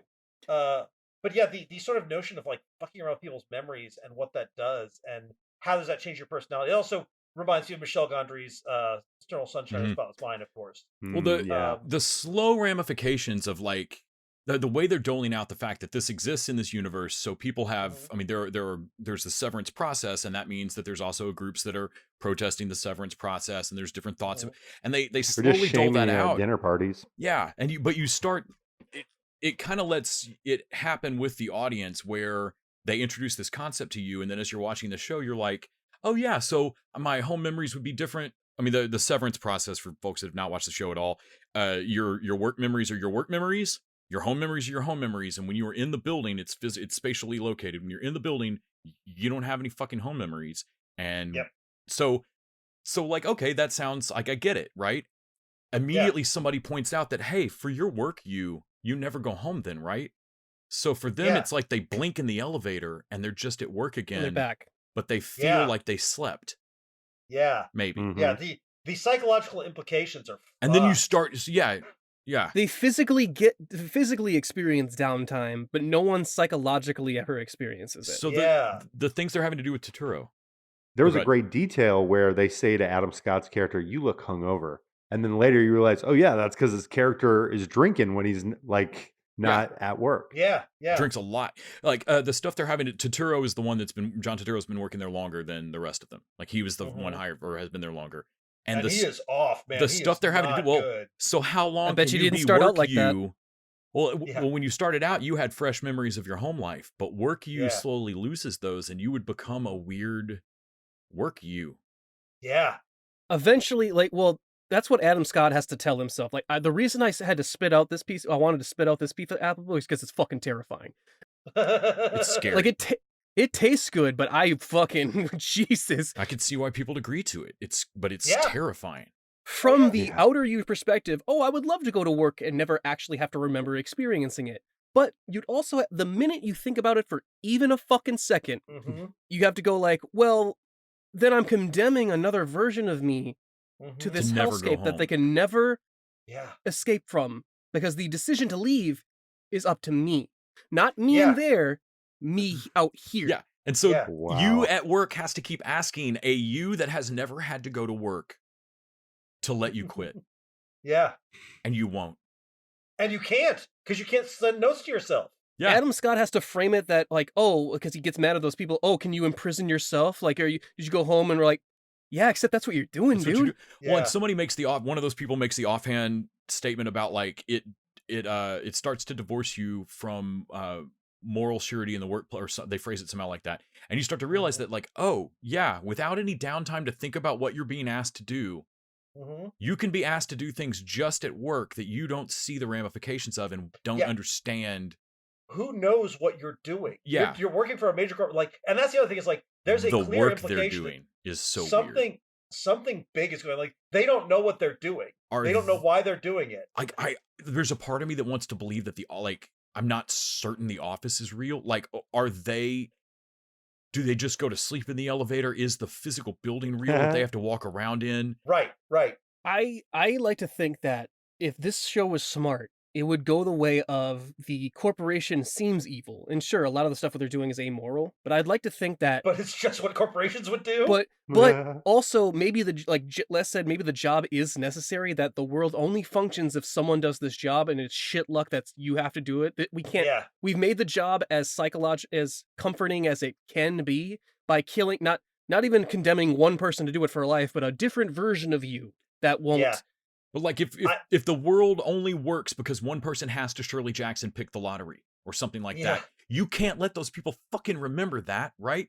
Yeah. And so you've compartmentalized them to make it as nice as possible. Like, that's what I'm hoping they're doing.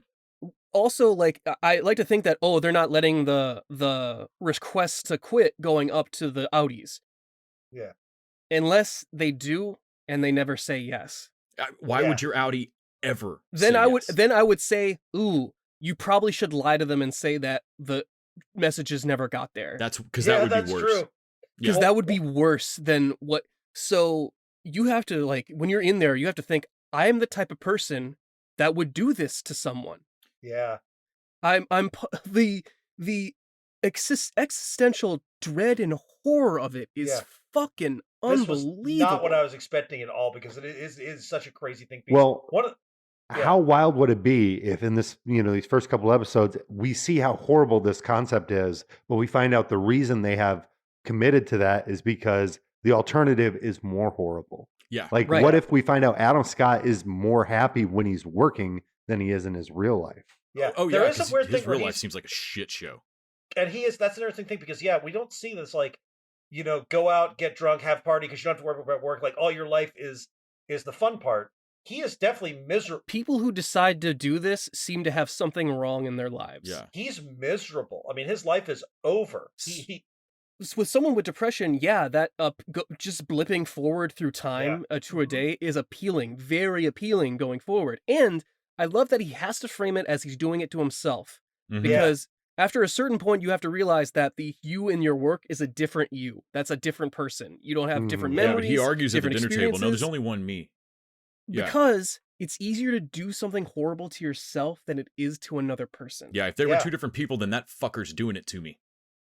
Yeah. Yeah. Well, when he's at the dinner party, or when he's talking to the people on the street, he is very pro Severance. Well, you've And I already think that's done it. You because- can't undo it. It's because he doesn't want It's a to sunk cost. admit to himself that he Mhm. doesn't like it. He don't want to give them an inch The of, fucking oh shit, what if they're right? Yeah. Well, there's another angle too, which I'm going to try not to spoil this because it was a great kind of, way to end the first episode. But what if you have some type of a memory disorder, like Alzheimer's or something like that, and going into the Severance program gives you an opportunity to have a version of you that retains some type of memories. So there's a version of you that still experiences life normal, but there's another version of you that still has a hell of a life 8 hours a day. Yeah, I'm wondering about Patricia Arquette's character, which I know what you're dancing around here, Yeah. Kyle. I'm wondering if she knows what's going on and she's not severed. I think she's not, or she's a spy. She gives a weird look at one point, and Yeah, I'm she like, But I does. don't know if I she's don't there know. to She destroy the looks like company. she is scrambled, like she's super severed. no, she has like when he goes back in after the day he quit or whatever, Mhm. Yeah. she has a look on her face after and she talks to him.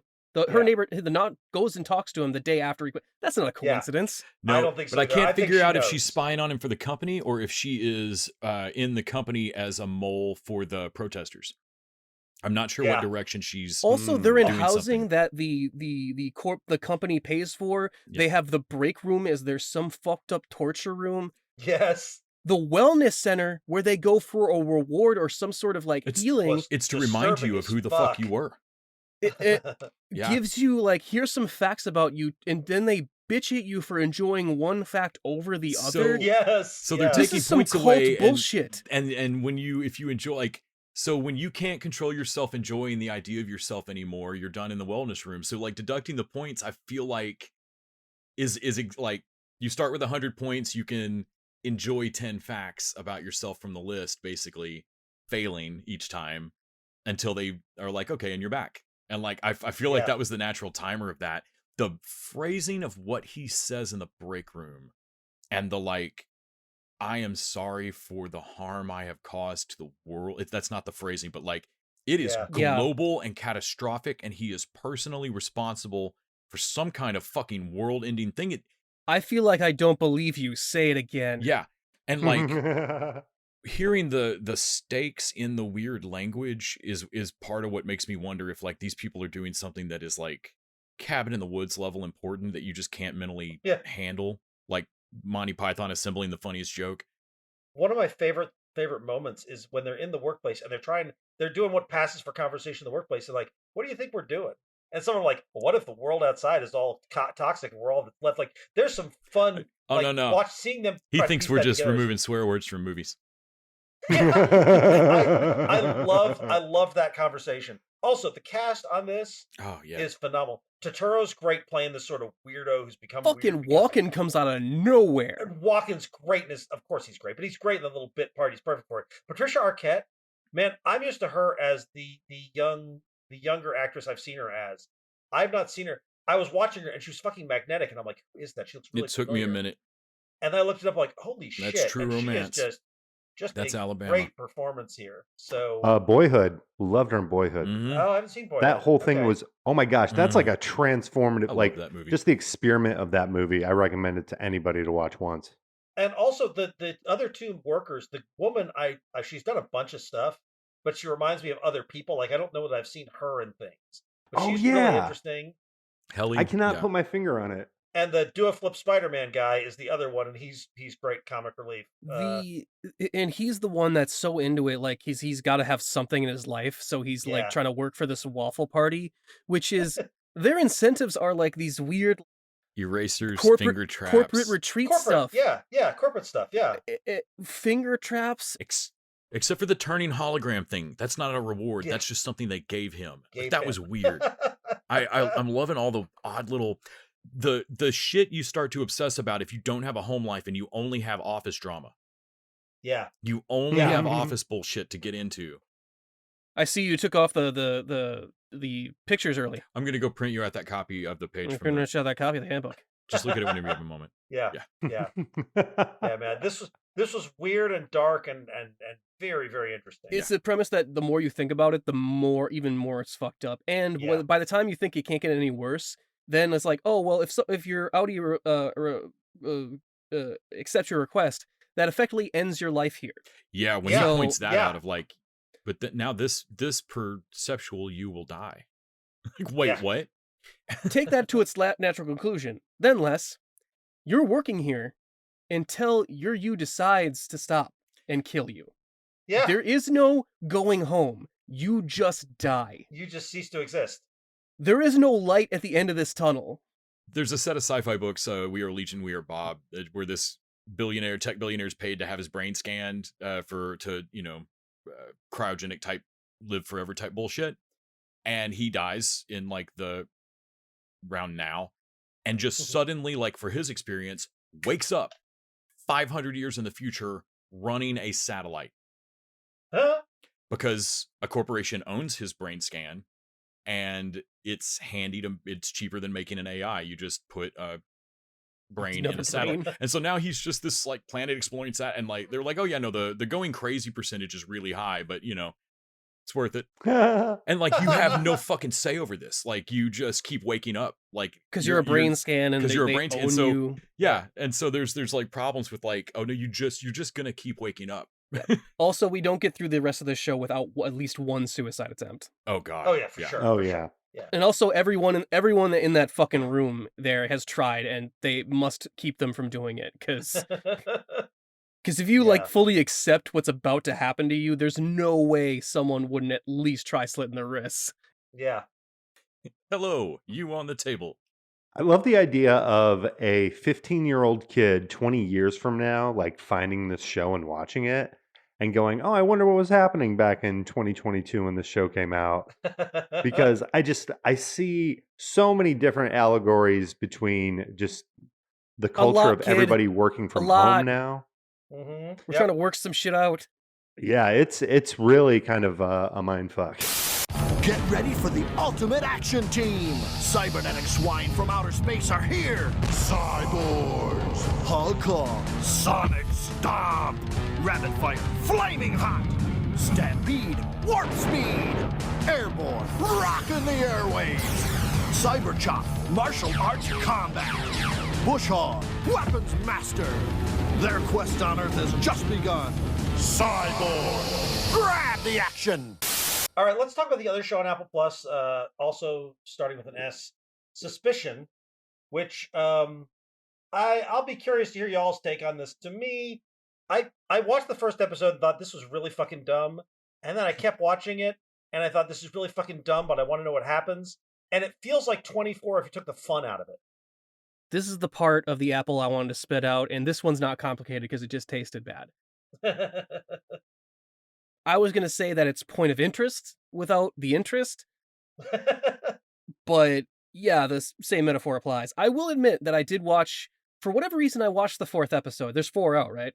Yeah, I watched 4 as well. I watched 3 and then I wasn't going to watch anymore, but I decided like yesterday I was going to I'm like, I'll throw it on and see the 4th one. The 4th one actually has me interested. I'm like, okay, now the story's going. The 4th episode should be the end of the 4th episode, should be the end of the 1st episode, honestly. Pacing is definitely a big problem here. Pacing is fucked. I felt like the end of the 2nd at least should have been, because I watched the 1st one and was like, it took me 2 tries to watch the 1st one because I just wasn't plugging into who the folks were. I really liked the opening kidnapping. That was slick. Yeah. Little Point Break reference. Yeah. And I'm like, okay, either these people don't know what's going on or they're the best liars in the world. Yeah, but immediately I was like, these idiots clearly didn't fucking do this. And then by the end of the 2nd episode, watching the way the cops, I hate Noah Emmerich's character so much. The tongue clicking thing made me want to come across the table on behalf of the kid. Why is he so bad at his job? Yeah, this made me watch The Americans because I wanted to be like, oh, I remember I liked Noah Emmerich. But I like watching the British cop try to pick it apart. I don't think the show is intending him to come off as this incompetent. Yeah, but he's terrible at this. Because he's like, oh, why aren't you holding them? So they could lie more. I love the or British not that were like, more? why would? So that we can follow them, dumbass. Have you ever done police work? Because we weren't getting anything with the tongue clicking. The British cop is also bad at her job, though. They're all bad at their jobs. The British cop at least cares about the people that are in the situation of like, hey, we can't let this girl go in there and get fucking shot. No, she doesn't. Because you can't. This is where the show lost me so early. You cannot tell me that things were so dire they had to interrupt the woman's fucking wedding. Like they knew where she was. No, that was done for TV. They knew where she was going. There was no reason to just not at least wait until she's out of the car. They couldn't have waited 20 minutes. Yeah, that was such bullshit and such, as you say, Les. That was for TV. And yeah, that's like seeing somebody survive because of plot armor. I mean, it was so clearly timed for TV. This was part of the pitch. When they pitched it, they're like, in the first episode, someone gets interrupted, gets arrested in the middle of their wedding, and some executive wouldn't let them change it. Yeah. They're like, oh yeah, we weren't actually going to do that. You want us to keep that in. But you would have to build in a story device as to why it has to be that minute. Yeah, and they just can't. It's not that pressing. It's not that pressing. At first, I thought they were trying to make the British cops look good in comparison to the American cop, which isn't hard. But then I'm thinking by the end of it, like by this episode, they're making it look like the what's his name from the FBI or CIA or whatever the fuck. Yeah. Tongue click guy that he's like trying to take over the investigation and try and get shit done. I'm like, but every decision he's made so far has been wrong, catastrophically. I love the kid from Yesterday's. The dude's like, how is that not a question? Yeah. All right, Kyle, let's hear. This is very British. Yes. I was getting ready to say, this is like The Emperor Wears No Clothes, all right? Because it's disguising itself as like a BBC prestige drama, like a Luther or a Line of Duty, and it has this awesome cast. Oh yeah, the cast's great. Every actor on here has done something that I love before, but honest to God, this feels like what has been going on for, over a decade now. But like after Lost, every network tried to come up with like a mystery drama to replace Lost.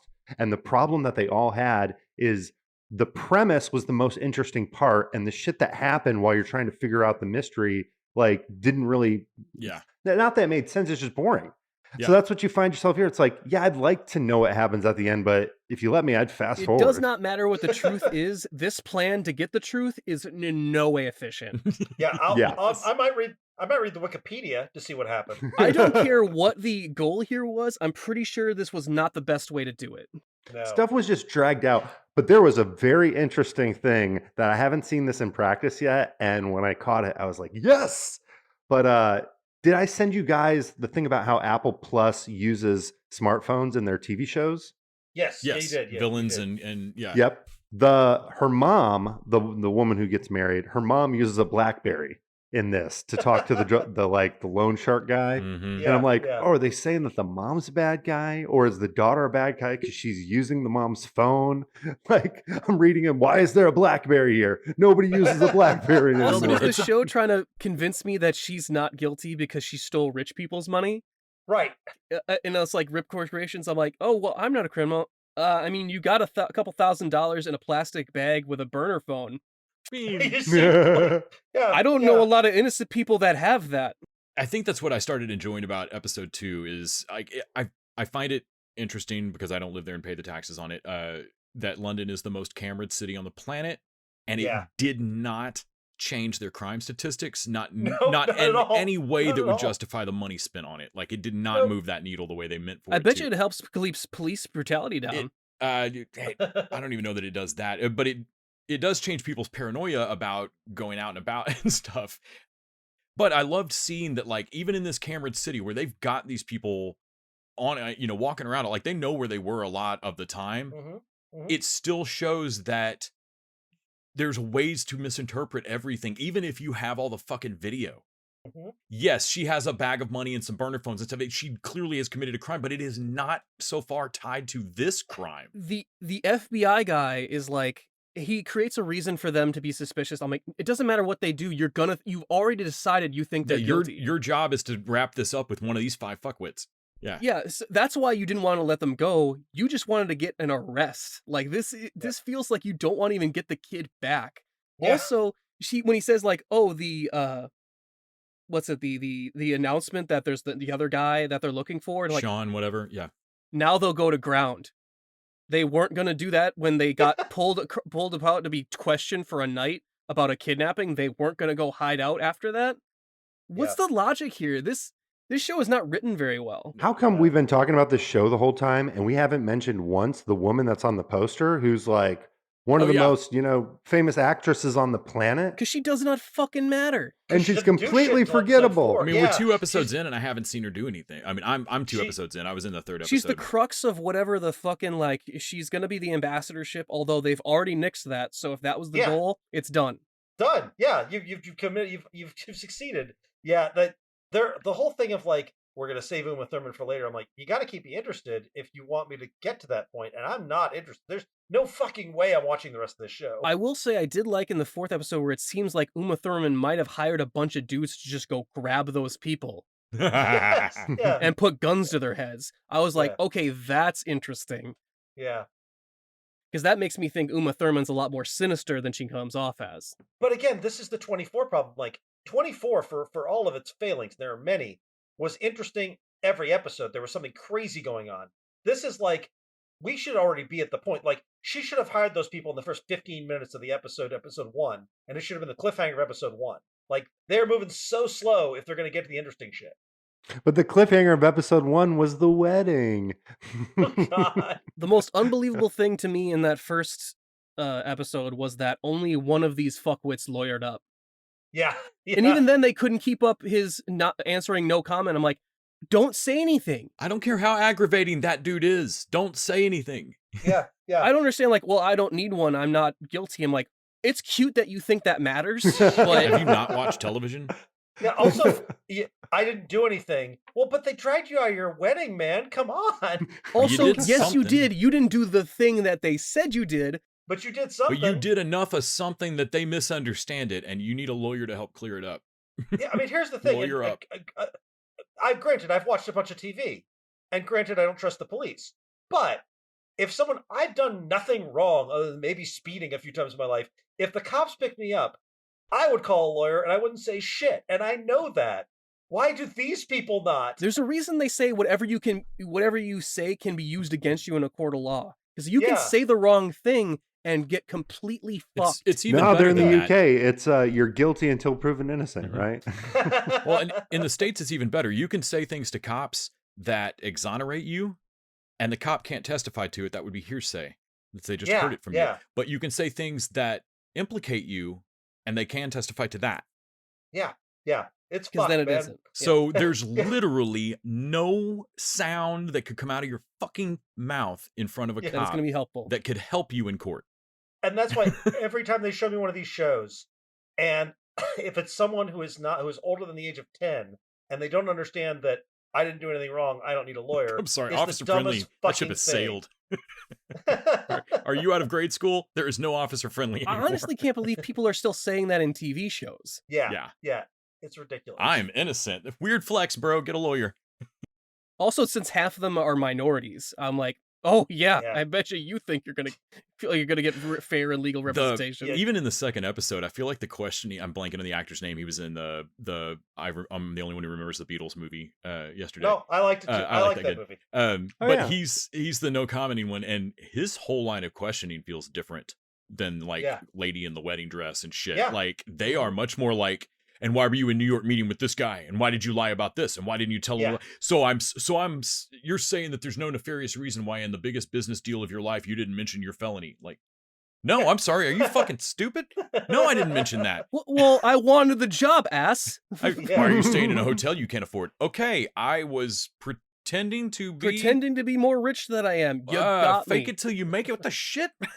Yeah. Like, and also they think like, oh, well, you need someone with the money, you need a plan, and you need a tech guy. So what I'm betting you guys, you, this English teacher, are the planner. Yeah. And you, this dude that's living in his fucking in-laws' house that's about to work at a fucking rug factory is the tech genius that can't. Yeah. Okay, Office Space, y'all aren't doing this. And I'm like, no, Yeah. none of these people have the fucking skills you're accusing them of having. Yeah. Yeah. If this guy was that good, he wouldn't be in his fucking in-laws' basement. Yeah. You know, the worst thing about this show is that people are going to go to Apple TV and you know they're going to confuse Severance and Suspicion. They're going to be like, which was the good show? I think that was half the reason they named it that. They launched it the week before too. I'm like, you fuckers. Yeah. You know what you're doing. This is like the shit networks do to each other to like fuck with each other. I bet you it was the same Surveillance network. before that it came out, but then they were like, change it to something sounds more similar to Severance. It's time. Get ready to ride with the Ultimate Action Team. Cyborgs. Rapid Fire. Ultimate Firepower. Extreme Heat. Hard Kong. Cyber Strong. Awesome Force. Airborne. Flying Arsenal. Rocket. Stampede. Warp Speed. Electric. Cyber Chop. Martial Arts Master. Energized. Bush Hog. Fastest gun in the galaxy. Intense. Explode into totally wild adventures. Cyborg. Grab the action. All right, let's talk about another good Apple Plus show. Let's do our double desserts, and let's talk about the Afterparty this week, the animated series. Oh, you got to slip one of these in if you're doing anthology. I wasn't sure about this, to be honest. I was like, I don't know about doing this animated, but I loved this episode. I think my favorite part, my favorite part is it's Zoe telling the story, and I love that character. I love that actress. Is when she's doing the Mama Bear thing, and they cut back to live action. And she's doing the Mama Bear thing, and Tiffany Haddish is just looking at her like she's nuts. The whole thing, they keep doing that, and I'm like, because when they first started, I was like, wait a minute. The whole premise of this is that they're telling their mind movie to Tiffany Haddish. So this whole inner narration, when she's talking to herself, so she's saying that, and then they go and they show her look to the left, say something as young her, and then look to the right and respond to that thing as old her. And I'm like, okay, so if I'm Tiffany Haddish, I'm surreptitiously texting underneath the door here, hey partner, get a straitjacket in here. I'm pretty sure I found the culprit. And she does that too. She's like, you sound crazy right now. Like, should I be concerned about this?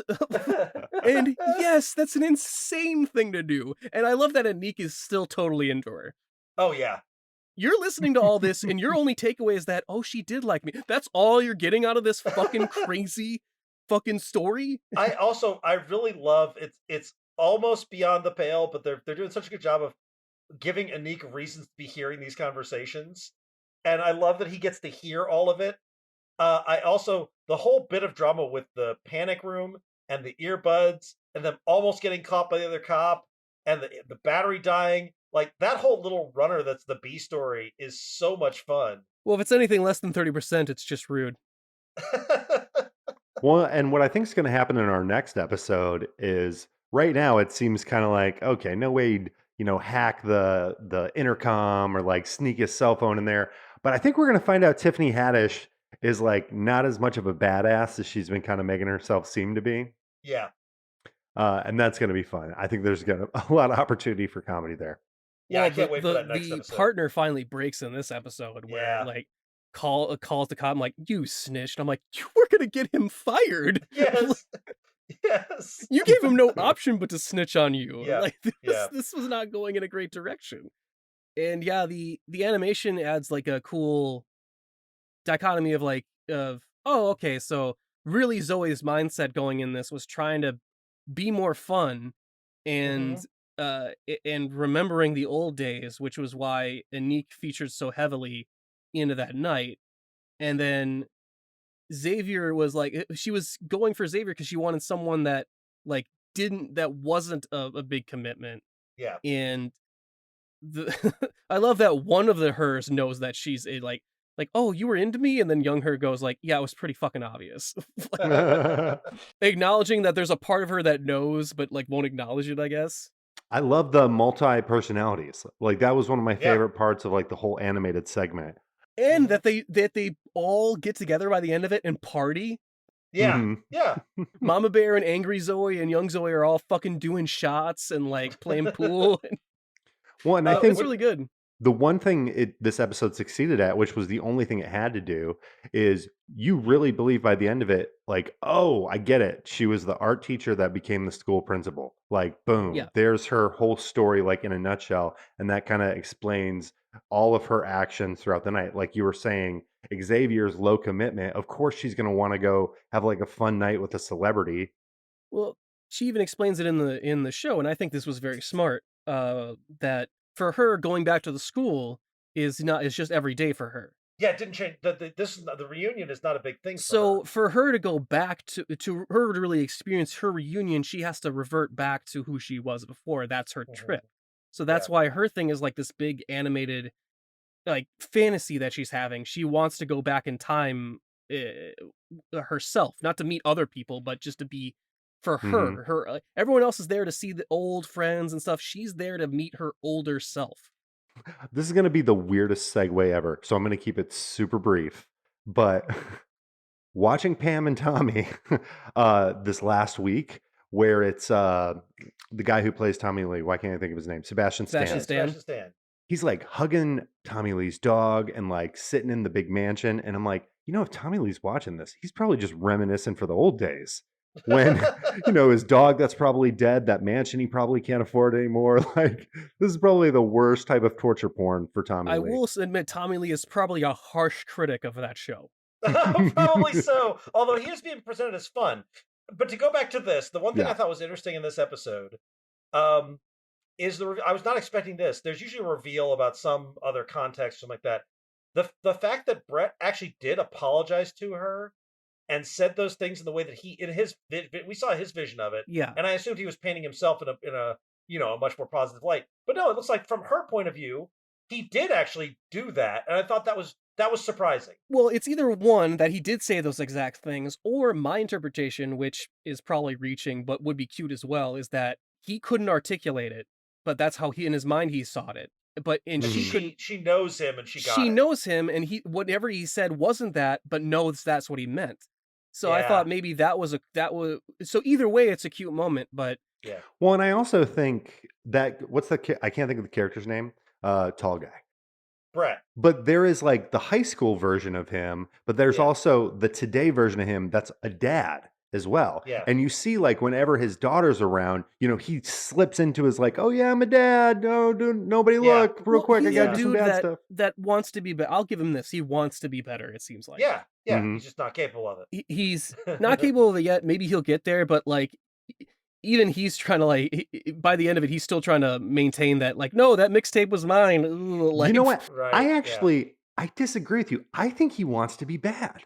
I think having the affair before the high school reunion and then the whole like trying to be a badass this night instead of to Xavier, I think he misses when he was like the hot shot in high school and feels a little emasculated playing this role as a dad in this family unit. Yeah. And I think he wants to be the bad boy again. I would assume that too, but I do like in his version of his story that he's the badass dad that's protecting the daughter. He doesn't view the daughter as a burden. Yeah. Right. Yeah. He has a lot of fucked up views on their relationship and masculine and everything else.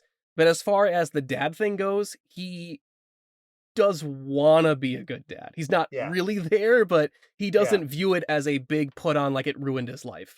Yeah. Yeah. By the way, the depth of the characters in this for what is a basically a sitcom thing is 100 times more than the depth they're giving those characters. The suspicion that's supposed to be character beats. I'm just saying. It's just saying. Fact. The apple buck doesn't stretch the same way. Every episode, I mean, obviously this is an animated episode, so this one goes without saying, but every episode has a sequence that I feel like defines the genre they're going for, like so good. Like visually, you could probably pull a screenshot from every single episode and it would look like a different genre of show. Yeah, that's DP true. and cinematographer on this are fucking great. Yeah, it Yeah, reminds me it's- of the first it's really season nice. of Spaced when it really felt like they were going for a whole Yeah. different, like this is a Yeah. different movie. Yep. Mhm. All right. Yes, let's talk about Peacemaker. Let's talk about Mhm. Man, we finally got to taste it. really wanna? Do you really wanna? Apparently, They- Wigwam has they- the #1 song on iTunes at the moment, or did a few days ago. they nailed this ending. This was Oh. such a good finale. God, not only was Yeah. it the prize best show I've seen. I mean, I know it's been early in the year so far, but I feel this is a fantastic show. So much better than even the joke we thought it would be. Like, oh, that looks fun. No, this is great. And then they stuck the goddamn landing.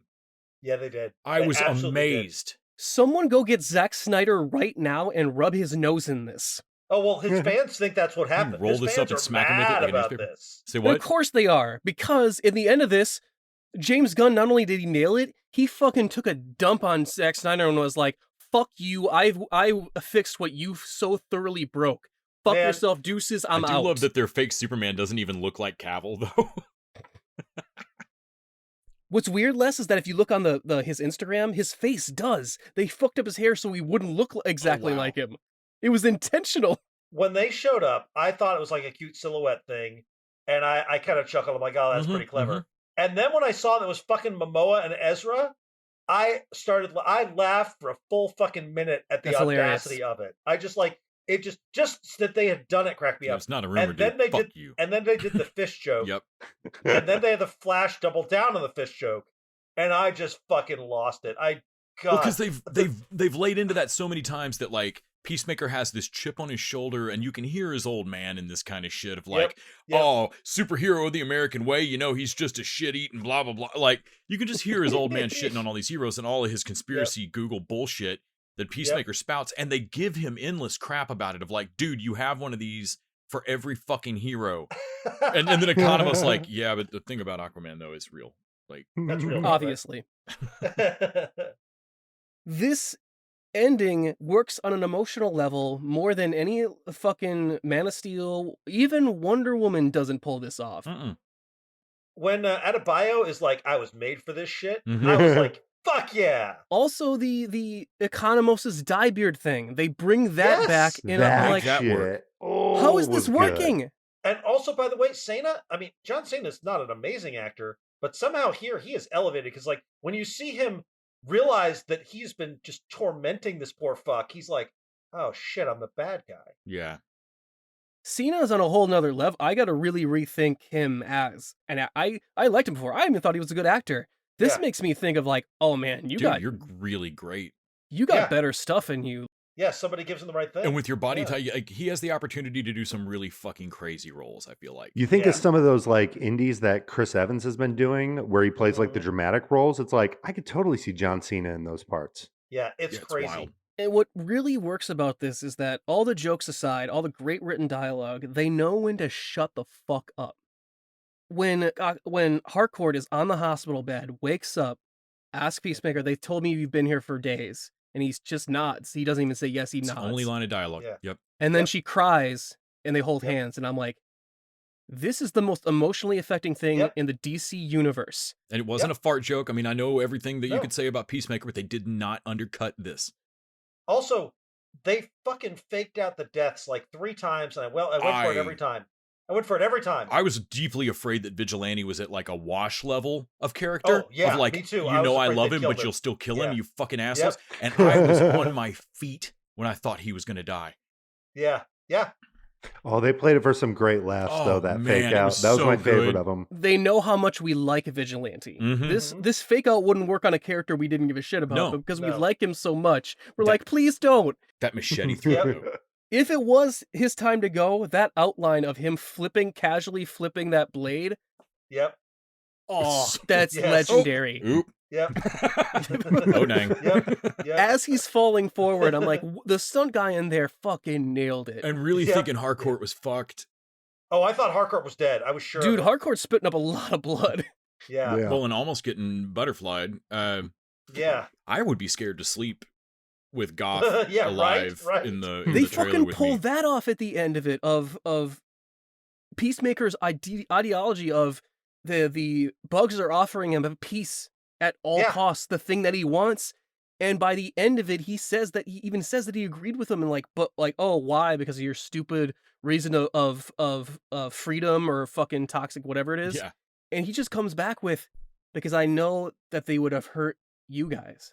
Yeah. That you weren't gonna make it out of the deal. He's finally realized he tried to be better than his old man. Like, well, no, I'm not a racist fucking white dragon dickwad. I'm trying to get peace at all costs. Like, he'd already made up his own different thing, but it was still not his, really. And it was still fucked. Yeah. I think James Gunn said that's when he decided to do the series, was realizing in making the Suicide Squad that Peacemaker is a guy who doesn't want to be doing this shit. But the moment where he realizes the only reason he's ever done any of this is to prevent Keith dying. Yeah. Yeah. So it's hyper personal. He doesn't give a fuck. It's hyper personal. He only has a couple of friends. They're all in that photo, and they can't get hurt. He you know what's let his brother die. Weird? Of all the things, it's a Spider-Man thing. Mm-hmm. It's a Batman thing of like, this guy is the D-list of D-listiest, but that's motivation. Like, that's Spider-Man, Batman level, like, core, like... He's trying to save someone that can't be saved. He wants to save someone who can't be saved. Yeah. Exactly. Yes. Well, I love people, like, telling, even he gets it when he is beating his dad's ass, like, no, you killed him. I was a child. You were the adult that made two children fist fight, and one of them died. That's not on me. But then he follows it with, like, I'm a piece of shit for listening to you for the next 20 years. Yeah. Like that's on me. And the finale here, where they show his dad and then Goff sitting down, the butterfly sitting down, and I was like, holy shit, this guy's still got a lot to do. Goff, well, that's the whole thing, is that he shoots Goff's host in the chest so that Goff doesn't get killed, like, sorry, Goff, and then... By sparing Goff, pretty much. There's no food left on this planet. The cow's gone, so Goff shows up at his door. He's the only one that's got any of that left, so... For the last whatever time period of life Goff has, a couple of 3 days the Goff has, is just gonna hang out with Peacemaker. The weird thing for me, and I know this is not the point, but I thought, I'm like, man, how would you not assume that Goff is just gonna inhabit your body and you both? But you'll still starve to death. Because I thought the same thing. I would not be able to sleep with that little fucking bugger, and like, they're aggressive, and you can't apparently pull them out of your own fucking face. Yeah. I think because he connects with Goff on actually logically it makes no sense, but emotionally on that level he feels like Goff and him had the same goal, and he just destroyed it. And even if he takes over John Cena, he still needs the honey. That's what finally clicked with me. It was like, you starved to death either way. That's the thing, is like, I'm like, and Goff doesn't seem like out for petty revenge. Yeah, I guess that's the thing, is like, it seems like petty revenge to go ahead and inhabit his body and they would both die together. But I guess he trusts Goff on that level not to do that. Which is funny, because the first character that the Goff butterfly inhabits was like a MFer. Yeah. Do you guys think Judo Master is going to be brought into the fold somehow next season? I don't know. I imagine he'll be looking for revenge, and then they'll have to team up with him at some point. He just backed the wrong fucking team. Him just crying. I mean, like, God he damn knew. it. The thing is, he knew the deal. He knew. And he had signed up. He's like, no, they're trying to save the world, and that's what I should join. Like it. So we know a little bit about Judo Master now. We're like, oh, he's kind of fucked. So it would make sense to bring him into the team. Yeah. Well, I mean, he would only be out there for revenge for them, and obviously that's a storyline they could work in, as far as like, you're getting a revenge on a team that really didn't care about you in any way. Doesn't give a shit about you. Don't give a shit. But also, like, hey, what's up, dude? What's his revenge for? Like they lost. Yeah. It's over.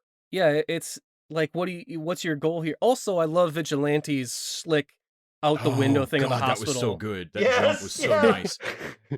Yeah. I'm more interested. Like, Economos is back at. Clearly, there's still some Suicide Squad plan running because Economos is back at Belle Reve. Yeah. Right. Yeah. But I like the bomb that Adebayo threw. Because I was like, okay, Amanda Waller can't kill her own daughter for narking her. Oh, she could. But she can definitely kill Economos. Oh, yeah. But there's no point to it. This is what all these revenge things come down to. Yes, they have the ability to do it, but they're all practical characters. Practically, there's no reason for her to kill Economos. Okay. She still needs him. There's no reason for Goth Tigger or Peacemaker. There's no reason for Juno Mask. Like, it's very clever. At least the writing on this is so fucking good. But hear me out. If they do kill Economos, I would like an argument scene where they have to debate with the funeral home about whether to dye his beard properly.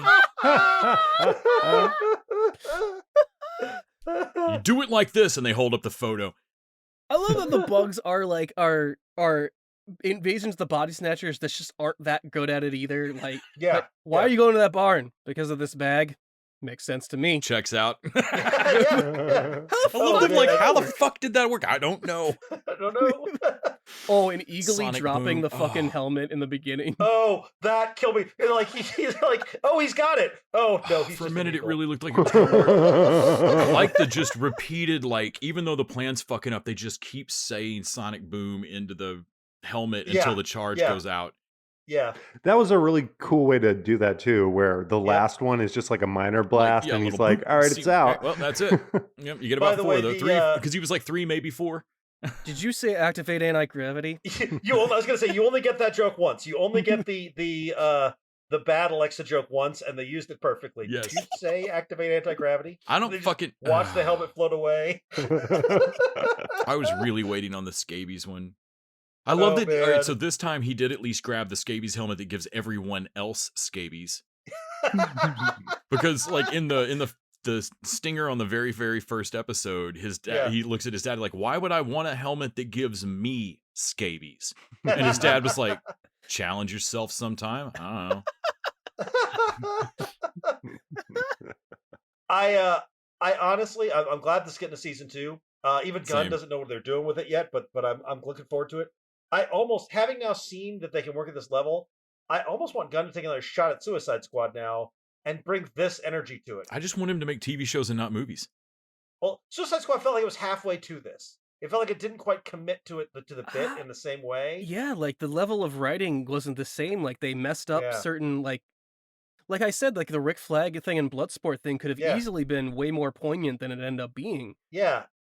They made it more poignant, honestly, in this show.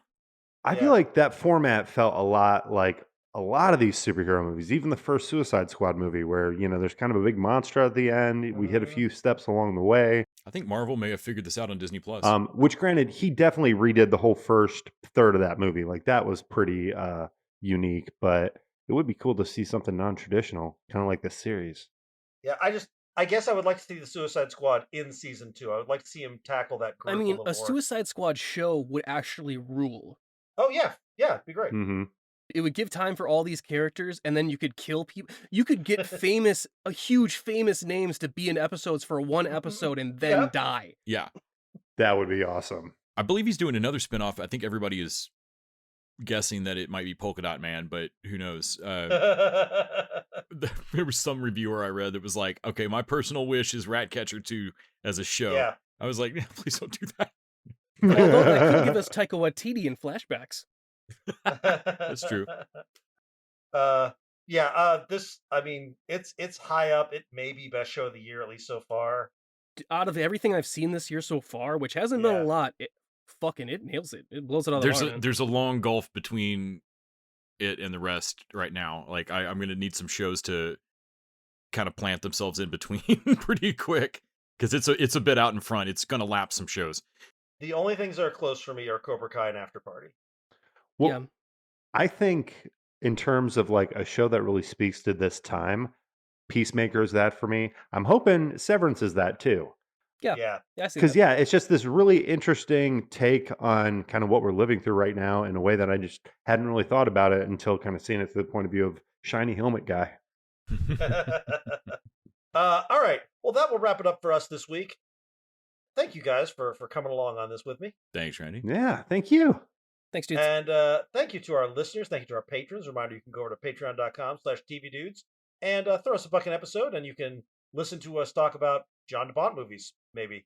We're going to talk about Twister this week, but there's hundreds of episodes of content you guys could watch. And until next week, TV Dudes out. The TV Dudes is an independently run podcast out of Austin, Texas. We are exclusively listener-supported.